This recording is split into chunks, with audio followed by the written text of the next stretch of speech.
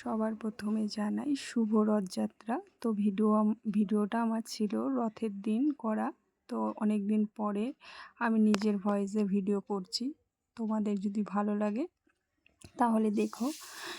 এটা আমাদের বাড়ির সামনে দিয়ে রথ যাচ্ছিল। আমি, পাপা আর মাম্মা মিলে 3 জন মিলে রথটা একটু টেনে নিলাম। ছোটোবেলার মধ্যে ফিরে গেলাম। আমার জানো তো, আমি যতই বড় হই না কেন, আমি কেন জানি না আমার এখনও আমার ছোটো ভাবটাই আছে। আমি খুব আনন্দ পাই এই রথ দেখলে। আমি যদিও অনেকটা বড় হয়ে গেছি এখন, কিন্তু তাও আমার মনে হয় আমি এখনও ছোট আছি। জানি না কেন এরকম মনে হয়। তো সন্ধেবেলায় আমি ঘুরতে গেছিলাম একটু, কেননা মনটা ভালো লাগছিলো না। সারাটা দিন একা একাই ছিলাম।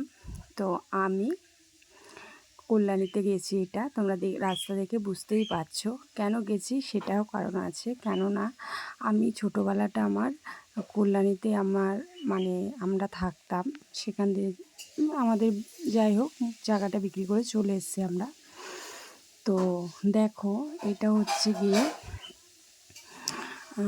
আরেকটা রথ। এটা সতীমা বাড়ি থেকে যাচ্ছিল। আর আমার ছোটোবেলাটা এই জায়গাটা অনেকটা স্মৃতি আছে, যার জন্য আমি এটা ক্যাপচার করেছি। এটা হচ্ছে কাঁঠালতলা বাজার। তো এখানে রথটা রথটার মধ্যে আমি প্রত্যেক বছর উঠতাম ছোটোবেলায়। বাবা একটা কাঁঠাল দিত, না হলে আম দিত। তারপরে বাবা এই রথে আমাকে উপরে তুলতো। এখন দেখছি বাচ্চাদের তোলে না, কিন্তু একটা সময় বাচ্চাদের রথের উপরে তুলতো। তো ওই যে দেখতে পাচ্ছ একটা বাচ্চা উঠেছে। আর তারপরে চলে গেছিলাম চরশোরাটিতে। তো দেখো, আমি সত্যি খুব গ্রাম পছন্দ করি, কেননা আমি গ্রামেরই মেয়ে ছিলাম। তো আমার খুবই ভালো লাগে গ্রামটা। আমার যখনই খুব মন খারাপ লাগে তখনই আমি এখানে চলে যাই। কেন জানি না, আমার খুবই ভালো লাগে কল্যাণী। তো চলে গেছিলাম।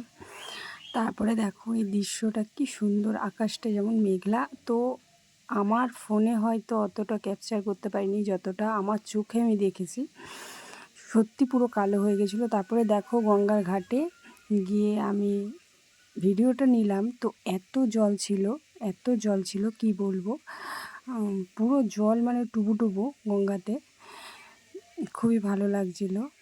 সবাই ভালো থেকো, সুস্থ থেকো, আমি মন থেকে সেটাই কামনা করি। তো ভিডিওটা ভালো লাগলে লাইক, কমেন্ট, শেয়ার করে দিও।